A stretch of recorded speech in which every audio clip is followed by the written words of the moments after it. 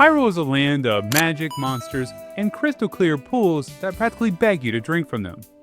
But just because it looks refreshing doesn't mean it won't send you straight to a game over screen.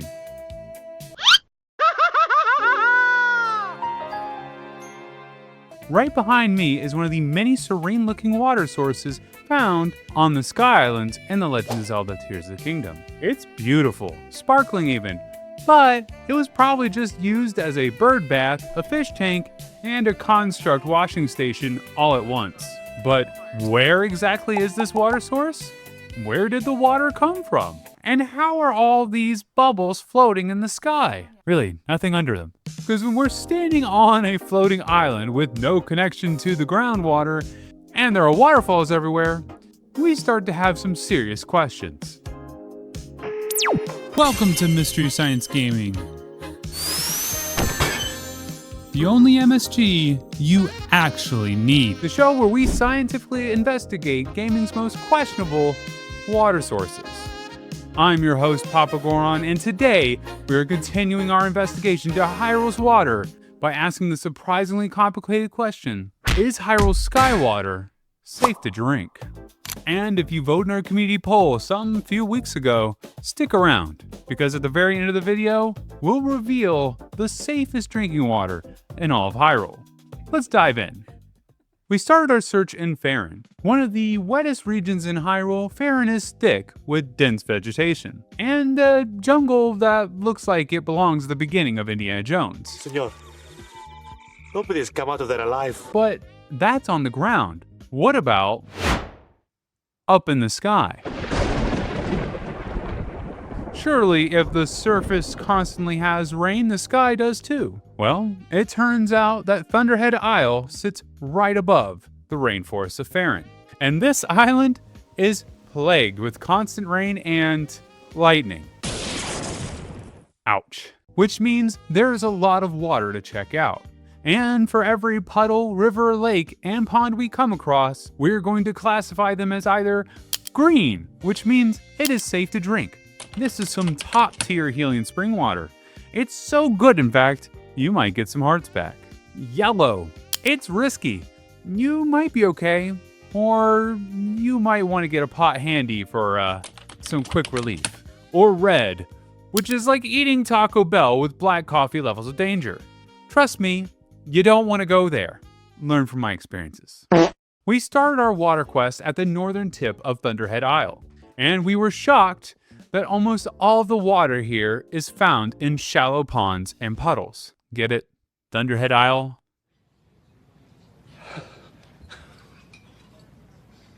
Look, the jokes write themselves, folks. Don't blame me. Finally, found some shelter from all that rain. You could share some of that fire, dude. Nope. Dang, this box is not comfortable at all. Do you know there's like no chairs at all in Zelda Tears of the Kingdom on the Sky Islands? This is the most comfortable I'm gonna be. Speaking of comfortable. As a scientist that works 2 desk jobs for 12 hours a day, having a comfortable chair is more important than ever. That's why today's sponsor is FlexiSpot. I've been looking for a comfortable chair for years, ever since I started YouTube. I was so thrilled when FlexiSpot reached out to me to discuss their ergonomic office chairs. These chairs are incredible, and look how adjustable they are.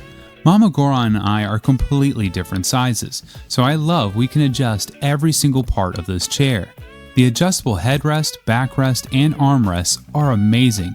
Not to mention the 0.2-inch latex memory foam cushion means I can comfortably sit all day. And every chair comes completely risk-free with a 30-day return policy and a 10-year warranty featuring direct part replacements. This chair is the C7 Max, but you can also check out the newly launched C7 Morpher, featuring a full upgrade to lumbar support and upper backrest comfort. Or if you're on a budget, take a look at the C5 chair. Right now you can get up to 65% off in the Happy FlexiSpot 10th Anniversary Day sales, with an extra $50 off with code C750 using the link below. But no setup is complete without an amazingly durable desk. My old desk was a 2-leg design. It was wobbly and could barely hold my heavy monitors and filming equipment. This is the E7 Plus, And this budget-friendly desk can hold up to 540 pounds, enough to hold a Bigoron like me. Not only can the 4-leg design hold up to 440 pounds while lifting, this desk gets really tall. The 3-stage legs can reach 51.57 inches, but it also can be short enough for my kids to use. I was amazed by how stable this desk is. You can raise and lower it without any wobble. I even tried to shake it and I couldn't tip over my phone. Other brands have 4 legs, but they cost thousands of dollars. The E7 Plus gives you a budget-friendly choice, but nearly the same experience. Check out FlexiSpot's website to learn more about the FlexiSpot E7 Plus and other FlexiSpot standing desks. Each desk comes with a 15-year warranty and a 30-day risk-free return. FlexiSpot's Anniversary Day and Labor Day sale is coming now. If you have a limited budget, you can choose their E7 Premium desk. Don't miss out. Shop now, and if you liked it, leave a note saying MamaGoron at checkout and use my code YTE7P50 for an extra $50 off. Thank you so much, FlexiSpot, for sponsoring this video. Now, back to the video. Heavy rain here falls at a rate about 1 inch per hour, and it's always raining. This island should be overflowing with water. But it turns out the first pond we found was pretty shallow. Odd. Okay. But luckily, shallow water means that the turbulence from the rain can easily stir up the entire pond. And no, I'm not talking about your plane ride being a little bumpy. How soon can you land? I can't tell. You can tell me, I'm a doctor. Turbulence here means the water is moving a lot, which also means more oxygen. If you watched our past water quality videos, you know oxygen is one of the most important drivers of clean water. So why is moving oxygen-rich water such a big deal for water safety? Well, oxygen acts like a natural cleaning crew in 2 totally different ways. First, there are aerobic bacteria. These bacteria, like humans, need oxygen to survive. So, wouldn't adding more oxygen be bad then? Well, luckily, these bacteria are generally not as deadly as their oxygen-hating relatives. But also, when a lot of oxygen is added, these bacteria go into hyperdrive. They rapidly eat up all the floating organic waste like Pac-Man on a power trip, eating things like dead leaves, leftover food, and even animal waste. But once they run out of food, they starve and die off, leaving behind water that is way cleaner than before. That means that lots of oxygen is great for water quality. And this turbulence is creating a ton of oxygen. The second way that oxygen helps is against anaerobic bacteria. Oxygen is straight up toxic to all the deadly oxygen-hating anaerobic bacteria that might be lurking around. So for the first pond, we are going to give it a green rating. Wow! I don't think we ever started one of these videos with a green rating. Surely this is a good sign of things to come. As we moved south down the island, we came across an interesting sight. There's a waterfall coming out of the side of an island. Maybe that's where all the water is going. Waterfalls mean a lot of oxygen, so if you could reach it without falling, well, this water would probably be green too. So after risking our lives to get a bit of a sip, we continued onward south until we found another pond. This one is deeper though, and the rain is definitely not reaching the bottom here. That means while the surface of the pond might have some oxygen, the deeper layers probably don't. Oh, but that might not be as bad, except it's full of fish, which is even worse. Finding fish in a pond means that the bottom likely has dead fish and nutrient-rich fish poop. That means that there is plenty of delicious food for bacteria. Limited oxygen getting into those deeper waters and plenty of bacteria food means this pond is likely a red rating. Darn it! Fish poop! We were doing so well! That is the water that you show to your place? I hate to say it, but the next pond isn't look so great either, because you have to contend with this guy just to get close. Hey, you jerk! Stop zapping me! Leave me alone, I'm just trying to survey the water! Well, as annoying as he is, he actually might be helping the water quality. Whether it's from the sky or from a wizrobe, lightning can have some important effects on water quality. While lightning might not have a big effect on a deep lake, this water is only ankle deep. That means the strong electrical current could easily be carried through the entire pool. Lightning dumps millions of joules of energy into the water. The extreme shockwave and temperature spike ruptures the cells of anything living nearby. That means bacteria, algae, or parasites in the nearby water are in trouble. Because when electricity hits, boom! Instantaneous sterilization. On top of that, lightning is so intense it can physically break apart the water molecules. By breaking apart the hydrogen and oxygen, they can reform into new combinations. The result? You get hydroxyl ions or OH-. And surprisingly, OH- is pretty good for water quality. Modern water treatment plants use this method to help sterilize water. Hydroxyl ions are actually incredibly powerful oxidizers. That means they are willing and able to rip the hydrogen atoms off of almost everything. And why does that matter? Well, while organic compounds technically only require carbon to be organic, almost every single one of them also contains hydrogen. That's why water treatment plants add hydroxyl ions in a process called advanced oxidation processes or AOPs. These oxidation processes tear apart cell walls, DNA, and viral capsules, killing everything in the water. And it gets even better. While filtration can trap organic contaminants, AOP can actually break down their chemical structures. That means that any organic molecules like antibiotics, mycotoxins, or hormones get broken down into harmless substances like water, CO2, and inorganic salt. That's a little salty. Okay, but that's a lot of science, but what does that have to do with Zelda?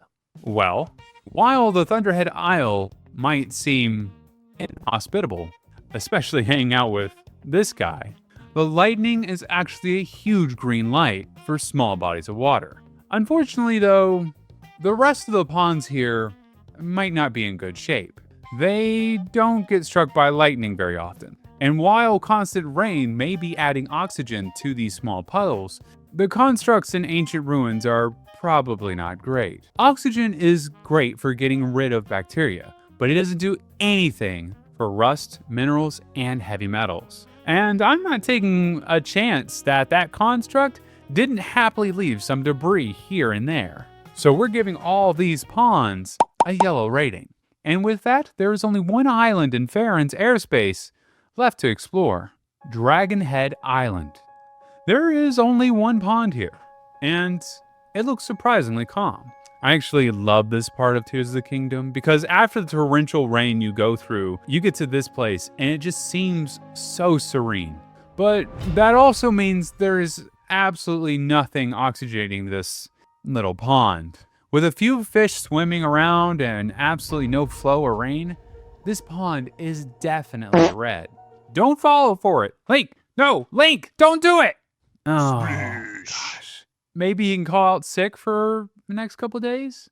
Oh, who am I kidding? Ganon's not going to wait on him. Actually, he probably will wait on him. Ganon, literally waited, I think, 500 years or something to wake up. Whatever. Link, you're good to take a couple of sick days. Just this once.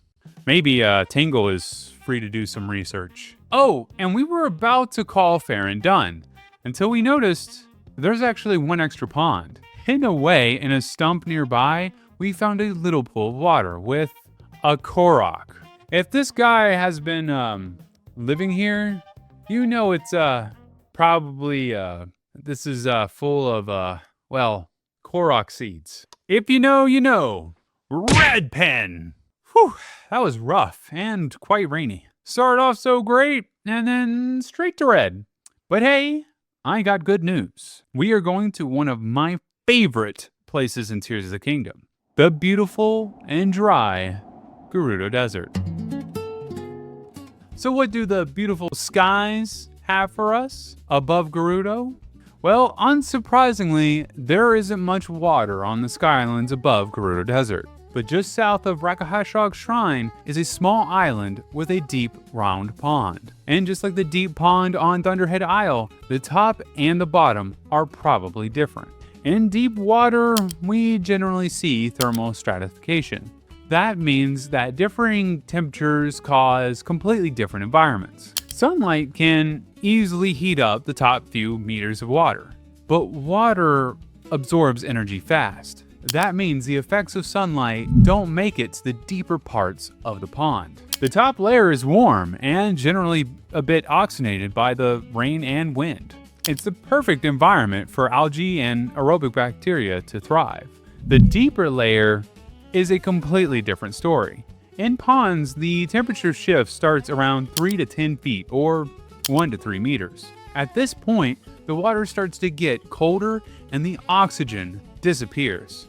Below that, it's dark, cold, and there's almost no oxygen. It's a literal festering ground for toxic anaerobic bacteria. All the dead bacteria, algae, and other biomaterials sink to the bottom, providing food for a whole deadly food chain. But you might be thinking, MamaGoron, wouldn't all of the water just mix through diffusion so it's all the same? Well, surprisingly, no. Deep water is separated by a steep temperature threshold called thermocline. Since cold water is denser than warm water, it keeps cold water down and the warm water up. You can see this in the classic school experiment where food coloring is added to warm and cold water. As long as the cold is on the bottom, the colors don't mix. Sensational. But in this pond, both hot and cold water are bad news bears. The hot surface water is an ideal breeding ground for algae and phytoplankton, and that deep cold water becomes a toxic sludge. Basically, as food sources like tree leaves or bird poop sink to the bottom, they fuel bacterial growth until all the oxygen is used up. Without a consistent oxygen source, pathogenic anaerobic bacteria will thrive. And if the wind ever picks up, it could mix all that toxic sludge higher into the water. Meaning the water over Gerudo Desert gets a red rating. You are honestly way safer drinking the water below, like we discussed in our very first water video in the series. Our thirst unquenched, we made our way to the north, hoping the icy region of Hebra might have some of the coolest water to study. But before we found any chilly beverage, we came across the lake around What are with these names? Oh my gosh. Okay, well, enjoy this one. Gaha is a shrine. Before the shrine is completed, the water is deep. It's full of fish and the bottom is covered in grass. And that grass is actually a good thing. Underwater plants can add oxygen through photosynthesis, but it's not enough oxygen to clear out the bacteria. Their real trick is called sequestration. Plants absorb heavy metals like lead, copper, and mercury and store them directly in their leaves and roots. That means when the water is high, the plants are probably helping clean things up. That means that we can give this area a yellow rating. But what about after the shrine is completed? Well, now the water is super low. The grass is no longer submerged, and there isn't even enough water here to support the fish. Look at them just flopping around. Who thought this was good architectural design? It's not like fish independently evolved in this pond. They were clearly put here by the same maniacs who designed the pool to drain. I want to speak to the Zonai's manager. Shallow water filled with dying fish is definitely going to get a red rating. Yikes. To the island slightly north and west, we found more ponds full of plants. With that many plants in such a small area, the sediment and metals are probably under control. But without proper water flow, we have to give these a yellow rating. Moving on to the Ganos Shrine, we see more shallow ponds. And on the lower half of the island, there is a wet area with just ankle-deep water. Now, some of you might have watched our previous videos, and might be yelling at your phone right now. Hey, science man, what about UV sterilization? You said UV rays could sterilize water. Surely that works even better at a high altitude? Well, yes and no. UV can help take a water source from a red to a yellow rating, that's for sure. But naturally occurring UV can never make a water source green, at least not without a combination of oxygen like we saw in Terrytown's fountain or the Gerudo aqueducts. And that's because, surprisingly, not all UV radiation is created equal. UV radiation is the form of solar radiation that is just a little bit shorter wavelength than visible light. And in electromagnetic radiation, faster wavelengths mean more damage. But actually, UV can be broken up into 3 categories: UVA, UVB, and UVC. UVA is most what gets to the surface, and it's the closest to visible light. That's because our ozone layer blocks the high-frequency waves. While long exposure to UVA in crystal clear water can kill some bacteria, if the water is cloudy at all, it diffuses the light, and the bacteria are safe to live on. Relying on UVA to sterilize your water is the same as going glow bowling right after a party of 6-year-olds and expecting everything to be clean. Is that poop? I missed. What does that mean? I missed.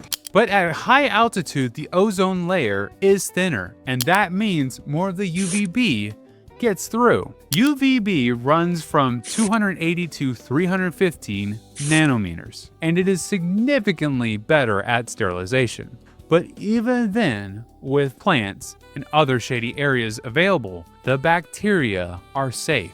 With UVB, the bacteria would need to be unprotected and in direct sunlight for over 6 hours. That's why commercial sterilization is done with our next one, UVC. UVC can be as fast as 100 nanometers. That's almost as fast as X-rays.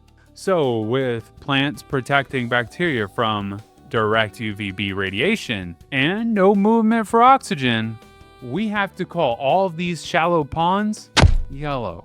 But good news, because to the south, there is another shallow pond with no plants this time. And that means it could get good direct sunlight for sterilization. But no plants also means no shade to keep the water cool and no oxygen for photosynthesis. Hot water holds much less dissolved oxygen, and a small pool in direct sunlight for even part of the day will get extremely warm. That means that this pool is the perfect breeding ground for anaerobic bacteria. Hot, still, and unoxygenated with plenty of dead leaves from the nearby tree. So unfortunately, this pond is definitely a red rating. The next island over has a ceremonial dive pond. Who knows what's at the bottom of this pond? I mean, except for a lifetime of regret, and he didn't even empty his pockets first. With no movement and no plants, this has to be a red rating. As we reach the farthest north corner of the map, we arrived at the entrance to the Wind Temple, or the Wind Boat. Man, this game is weird. But even weirder is there is a small pond out here and a small pond inside where the roof is cracked. And both of these are probably filled with rainwater. There aren't any plants here, which means these could be ephemeral water sources. Ephemeral water exists for a short amount of time and then dries up and disappears. You might be thinking, if it's just collecting a little rainwater, it's probably okay to drink, right? But ephemeral water is notoriously dangerous. Permanent water like ponds rely on plants and time to filter out all these toxins and sediment. But ephemeral sources have neither of those tools. They're also very susceptible to the initial surface wash-off, and ephemeral puddles always form at low points. All the dusts, pollen, ash, animal waste, and pathogens that have been collecting nearby are washed off straight into the puddle. not exactly what you want to be drinking. And we were about to call these puddles red when we noticed something startling. Stop! I could have dropped my croissant! Remember that video we did a few months ago about the rainfall in Hyrule? How it rained so much in Hyrule to the point we had to make a video on it. Well, since the moment we left Thunderhead Island, we couldn't help but notice it hasn't rained. Not even once. So, our curiosity got the best of us, and we decided to stand here for days. And days. And days on end, and stared up at the sky. Just like we did in our experiments in that video. And guess what? It doesn't rain here. Like at all. What in the name of the goddesses is happening here? How could it rain so much on the surface and not rain at all up here? And if it isn't raining, where are all these puddles coming from? Well, stick around, because we have an answer to this mystery later on in the video. But for now, that means these puddles probably aren't ephemeral. However, that doesn't mean they are cleared for drinking, because this is a perfect environment for something called biofilm. You see, even if the water looks clear, that doesn't mean there are no bacteria. Biofilms are colonies of bacteria and algae living close together in a thick slime layer. And you might have biofilms all around you. The gross slime that builds up in your sink or bathtub if you haven't cleaned it in a little while. Or the slime in that bucket you left outside in the rain a little bit too much. Anywhere that is perpetually damp and is still, you will find a biofilm. But those bacteria can't infect you, right? They are stuck in a layer of slime. Surely they can't get out. Well, the National Institute of Health, the NIH, estimated that up to 80% of microbial infections in humans come from biofilms. So yeah, we are definitely giving these ponds a red rating. With that, there is only one more island in Hebra to explore. The island of Ijo-O Shrine. Ijo-O? Ijo-O. JoJo's Bizarre Shrine. These shrine names can be tough. Anyway, the two-layer pool layout here can be seen twice across the skies. In both occasions, there is a top pool with a gate you can maneuver with your Ultra Hand, and a lower pool that could be filled with more water from the upper region. Here at Ijo-O, the top pool is in pretty rough shape. The incoming waterfall means that there is constant oxygenation, but the gate isn't open to allow overflow. That means this pool bottom is quite stagnant, with fish and birds adding their fun little contributions. And so we're giving these ponds a green and red rating, respectively. Next, we made our way over to Elden. Come on, Elden, you can do it this time. You probably know if you watched our first two videos in this series that the water in Elden wasn't great. But it's beautiful up here. And there's no Death Mountain around here to mess things up, right? So surely the Skylands can redeem Elden. Oh look, it's another dive challenge. Gosh darn it, why are there so many of these? Who decided these were a good idea? Come on, jump. I need this for my YouTube channel. Link, stop jumping off the... Oh my gosh, dude. Well, this is going to be just like the last dive ceremony. It's red. No, I didn't have my camera ready. Darn you. Link, you can't afford more sick days. Oh, geez. Elden is just full of disappointment. Once again. And while we're on topic, Akkala was also disappointing, because it barely has any water at all. Elden had only one pond, and the sky above Akkala only has two. Who designed this place? Zonai didn't care about that one place with the fish and draining it, and I don't care about here because where do I have to go to find a drink? Well, it's definitely not here, because both of the ponds in Akkala have gliders half submerged in them. And that is, not ideal. When a metal object is half submerged, it undergoes a process called differential aeration corrosion. This happens when the oxygen in the air reacts with the exposed metal, taking its electrons, which is exactly what happens when iron rusts. And since it's missing electrons, it begins to pull electrons from the submerged metal.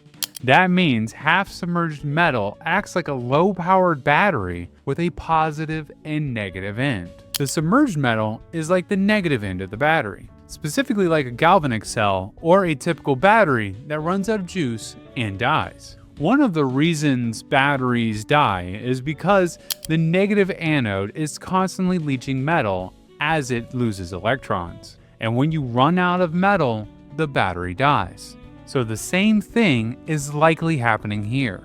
The slight electrical current created by the half-submerged glider is actively pushing metals like iron, copper, zinc, or whatever other toxic alloys the Zonai decide to mix into the water.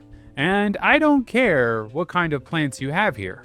You aren't cleaning up that much leaching metal, which means that if Link tries to have a drink, at best, he's looking at vomiting and abdominal cramps. But if he keeps drinking it long term, it's heavy metal poisoning, causing damage to his internal organs at the cell level. Better have a fairy in a bottle ready to go here, because Akkala's sky water is definitely getting a red rating.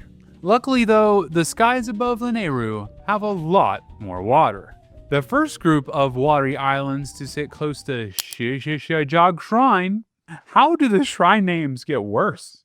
And we're starting to see some familiar scenes. Another dive pond, and more ankle-deep puddles in the grass. As you might imagine, these are red.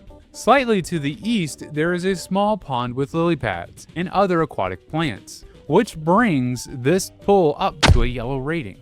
And to the south is a small pond in the snow. Even without plants, the cold temperatures and lack of any nearby biological matter make this pond yellow. If there isn't anything for the bacteria to eat, the risk of bacterial buildup is lower. But we all know the little ponds aren't the place in Lanayru to look for water. Because I don't know if you've noticed, but from Reservoir Lake below to the Sky Islands above is a massive waterfall, and the water originates from Lanayru's water temple. Oh my Sidon, I'm so excited! Is there any drinkable water here? Well, the first thing we noticed when we landed at the water temple were the amazing orbs of floating water, which, what? At first we were sure that these would be an amazing place to get a drink. They look crystal clear and exposed to sunlight with no biological matter to feed bacteria. But then we have to ask, how do these things work? What is going on here? And what is the green thing that's in the middle? Well, there could be several options, but the most likely theory is that the core is a cluster of nanoparticle titanium dioxide. Now bear with me, because this is very cool. Titanium dioxide is super hydrophilic. That means it has an extreme attraction to water. But that attraction to water is activated by UV light. In other words, when the green core is exposed to sunlight, it suddenly starts to pull water towards it. Okay, but how does it disappear when the bubble pops? Titanium is metal. It doesn't just vanish. Right?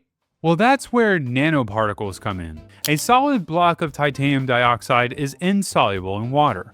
That means it doesn't dissolve in water. But if the core were made up of a dense cluster of millions of microscopic particles, the moment Link pops the bubble, the surface tension holding the cluster together breaks, which means the nanoparticles instantly disperse into the surrounding splash water. What's even cooler? Titanium dioxide could even glow green, like we see in game. Say what? Yeah, when titanium dioxide nanoparticles are doped or mixed with nitrogen, they reflect bluish-green light. So a core of doped titanium oxide nanoparticles could glow green and pull water around itself as soon as it hits sunlight. Sounds familiar? Though we're not going to worry about the anti-gravity tech just yet. That's definitely a topic for another video. So maybe think about subscribing. We'll get to it soon. So would it be safe to drink the water full of titanium dioxide particles? Well, titanium dioxide is actually an incredibly common food additive. Its bright white pigment is used in many confections, gum, dairy products, and white sauces. However, recent research has found that it is extremely genotoxic. That means that it can permanently damage your DNA. Yikes. That's why in 2022, the European Food Safety Authority, the EFSA, banned titanium dioxide. However, some other countries like Canada, Australia, and the US have all concluded that the danger is not that severe. Guess I should be reading my ingredient lists a little bit closer when I go to the store from now on. Oh, look at that! This one damages my DNA! Joking aside, these countries allow its use provided it does not exceed 1% of the food's total weight. But if the entire core of these bubbles is titanium dioxide, that's a bit more than 1%. Short-term, Link is probably okay to take a couple of sips. Long-term though, we would avoid drinking the water bubbles. These crazy floating water bubbles of doom are getting a red rating. Moving on to the right of the main platform, there are two pools. The first has adjustable water and a puzzle in the bottom. Luckily, the puzzle seems to be mostly stone, so low risk of heavy metals, and there aren't any plants or animals around to make more of a mess. Combined with the waterfall for oxygenation, and we're calling this one green. The pond to the south, though, is a different story. It's completely stagnant and surrounded by constructs. Also, the moss nearby suggests that there is plenty of food for bacterial biofilm. And while we don't see any clear sources of biological contamination, it's best to be cautious. So we're giving it a yellow rating. To the left, there are two more platforms with ponds. Up north, another big waterfall. It looks clean and oxygenated here. A green rating. And to the south, another shallow pond full of ruins and constructs. We're giving this one yellow. They were definitely going for symmetry here. Both sides of the water temple get greens to the north and yellows to the south. As we started to fly away from the main entrance of the temple, we noticed something shocking.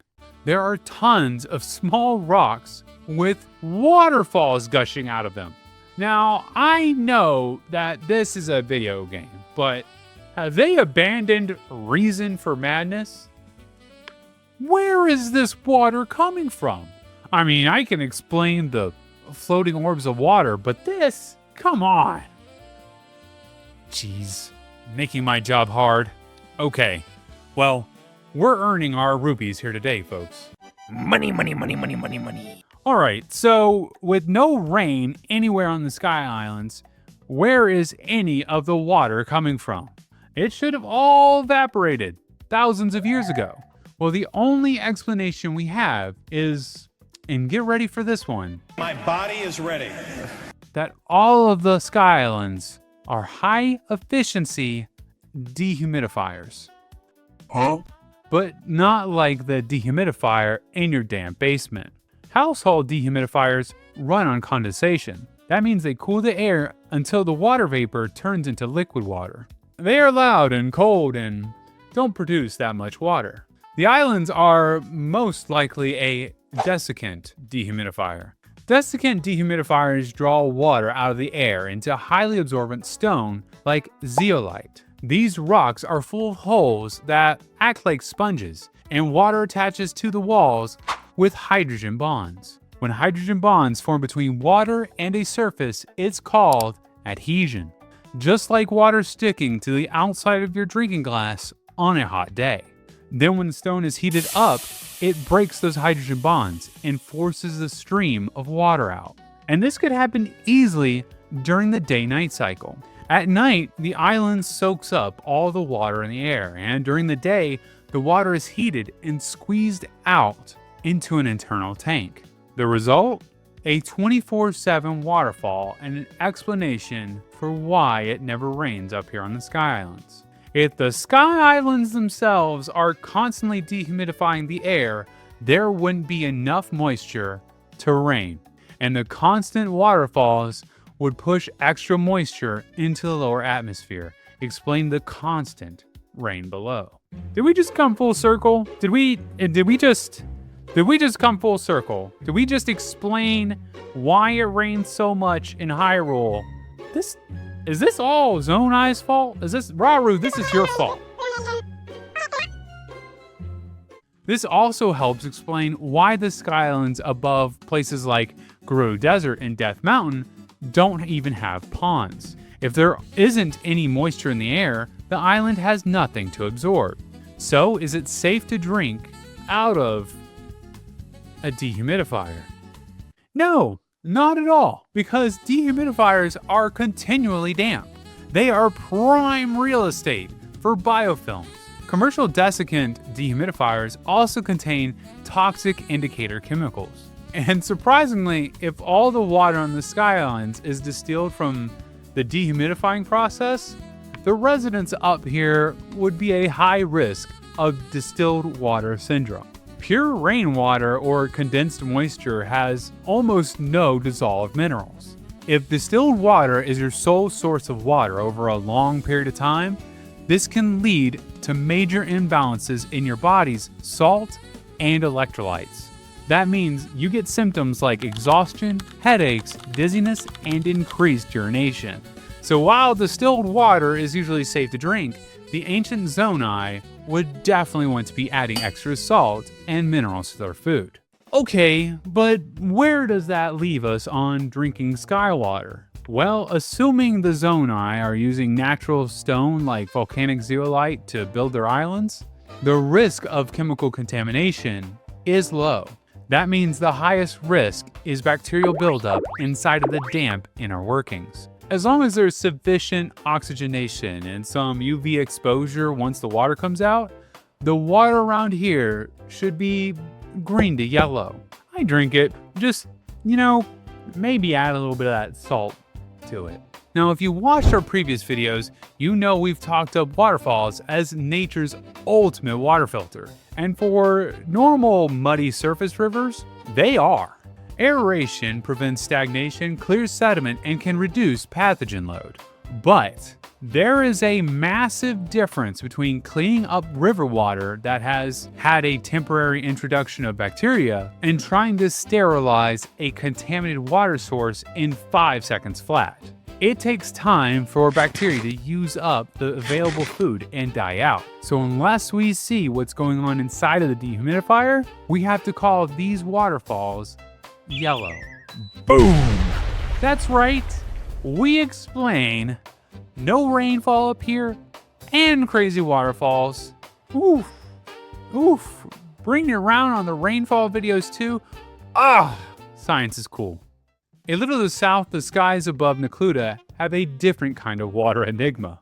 There is only one island here with water, a small pond filled with plants, ducks, and fish. It looks like your standard healthy pond habitat, but that duck has a hidden secret. Well, I guess I'm the goat. Waterfowl are notorious for bacterial water contamination. A single duck produces an enormous amount of coliform bacteria from their fecal matter every day. Not because they produce more feces than something like a cow, but their high body temperatures mean their bacteria thrive in their guts. Things like Salmonella, E. coli, and diarrhea-inducing Campylobacter thrive. And just guess where these ducks usually defecate. Yep. Directly in the water. What the duck?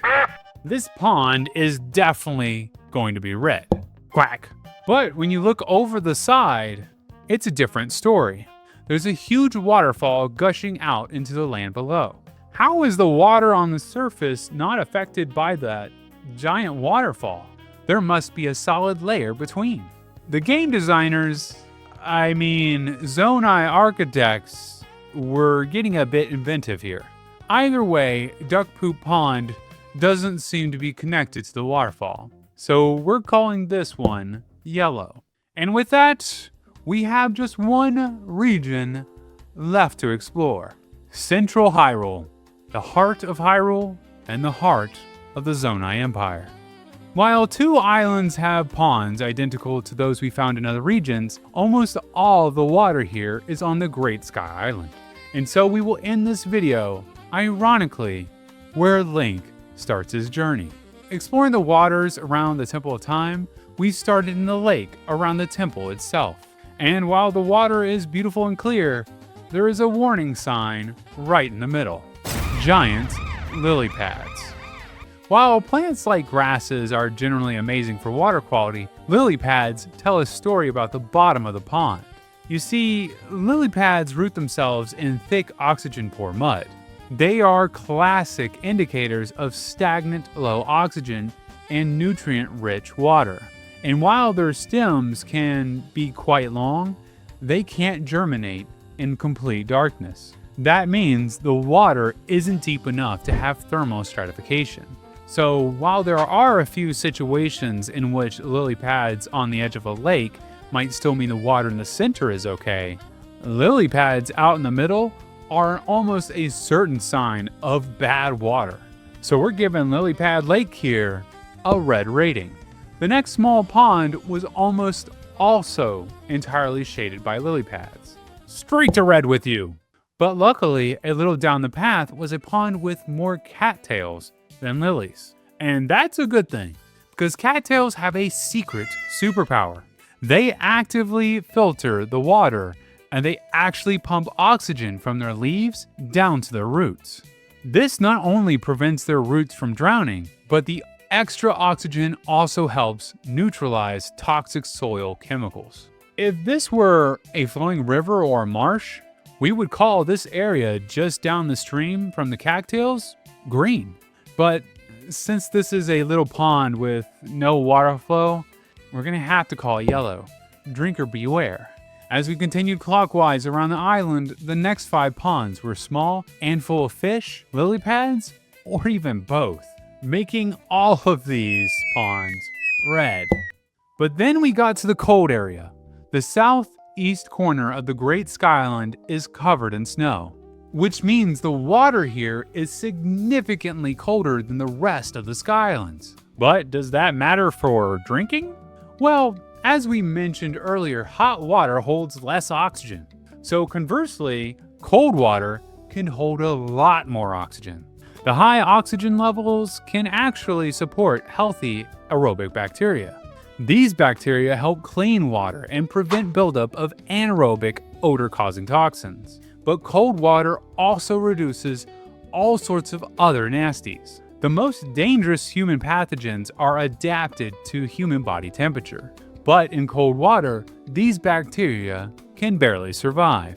Many parasites like brain-eating amoeba, yeah, that's a thing. Oh, hell no. Exclusively live in water above 77 degrees Fahrenheit or 25 degrees Celsius. That means they cannot survive in frigid, snowy areas. Since this pond has no clear input of biological matter, we're giving it a tentative green rating. But if I had to drink from anywhere in this frigid area, I would go uphill, because at the top of this hill is a beautiful crashing waterfall.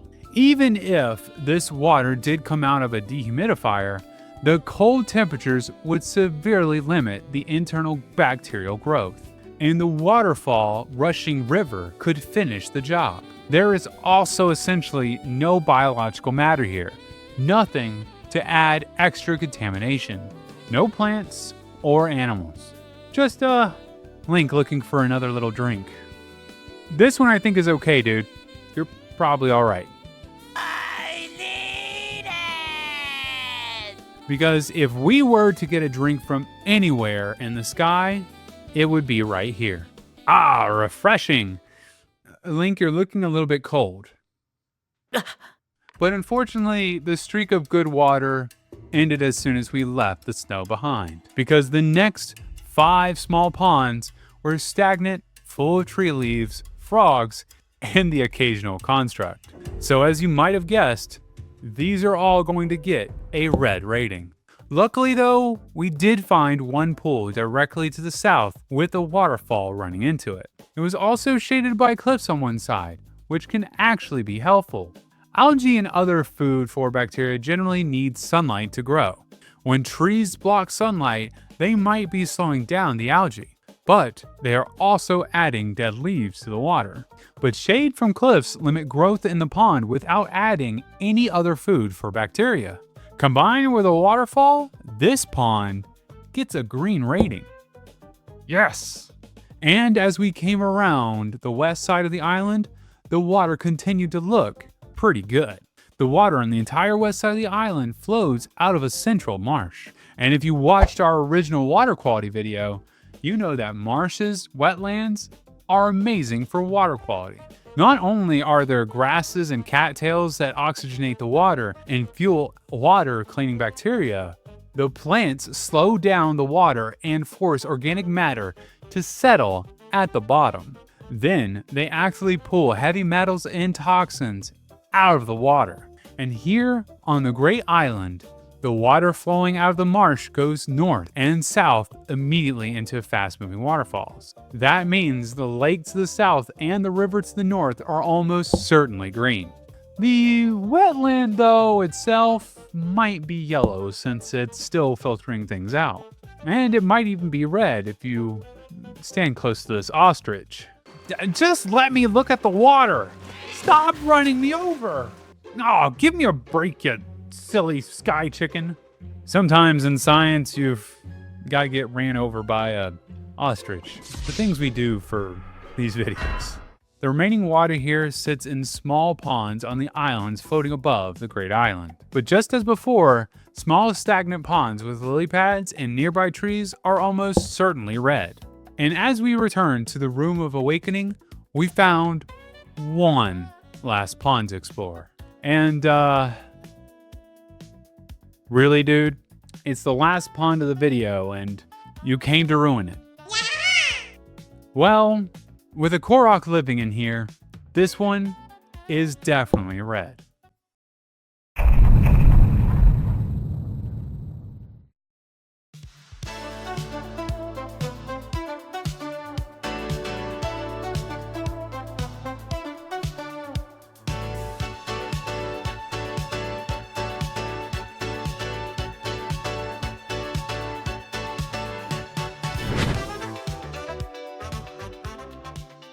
Oh, yes! We did it! There you have it. All of the Sky Islands. Look at all of this water we examined. If we had to drink anywhere up here, it would probably be the cold waterfall or the waterfalls from the marsh on the Great Island. But hey, let's check in on that poll from a few weeks ago and see what you all thought was the best place to get a drink of water.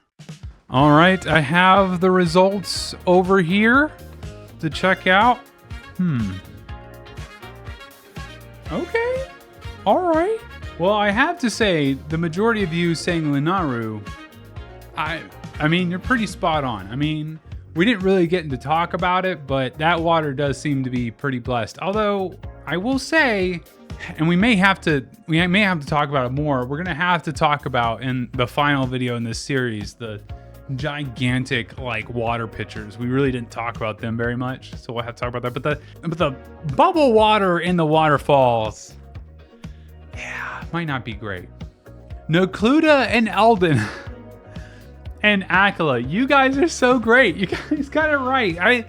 Those are like the worst places. I feel like in all these videos, those 3 locations you just avoid. We'll have to, when we like congregate all this like data and put it together through these videos, we'll be able to show exactly where to avoid in Hyrule, you know, because it does seem like those places continually come up.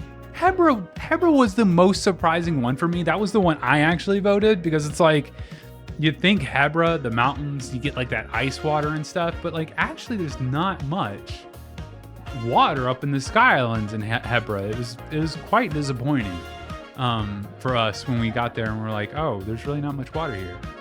And I mean, like the biggest disappointment was Gerudo, right? Because you would think that would be good water since the water on the ground was so good, but yeah, it has that one place with all those birds and stuff. It's not fantastic. I think of all these, the biggest surprise to me, I mean, you guys let me know, but I think Central Hyrule is out of nowhere. Dark horse candidate. Just come in, win at the last second. I was not expecting the water to be that good, but I mean, it does have the big Sky Island with the Temple of Time, so it does have kind of that clutch. Okay, but what do you think about all this research? Where is the best place to get a drink of water in Hyrule? Is it above the high-tech Gerudo? Or is it the reality-breaking waterfalls blessed in Lanayru? Let us know down in the comments. And while you're down there, don't forget to like, subscribe, hype the video, check out our Discord and Patreon. And remember, my friends, stay hydrated out there. My name is MamaGoron. Thank you so much for watching, and I will see you on the next one. Bye.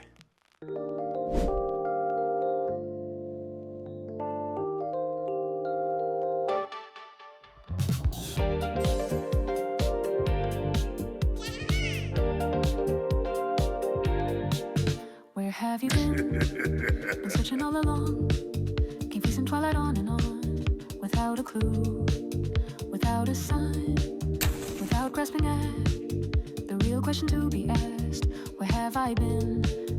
I'm a shapeshifter at Post Masquerade, hiding both face and mind, all free for you to draw.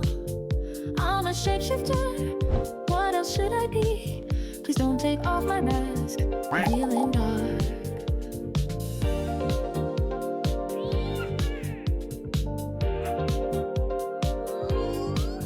Moments of calm, nothing left to be found. A mirror right in front of me. Hold up. Where I find an empty glass, reflecting the sad truth. It's telling words not to be told. I need the mask. I'm a shapeshifter at Post Masquerade, hiding both face and mind, all free for you to draw. I'm a shapeshifter, chained down to my core. Please don't take off my mask, my place to hide.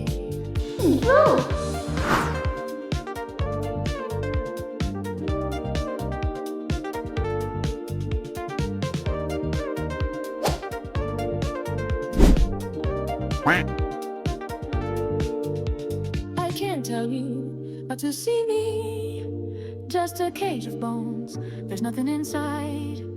My thirst is finally quenched. It took only a year of research and 3-hour-long videos to get a drink of water. But I have to say, water is great, but I could really go for some food. But before I go running to the nearest stable to get a bite, I just have to ask, you know, since the water is so bad around here, is Hyrule's food even safe to eat?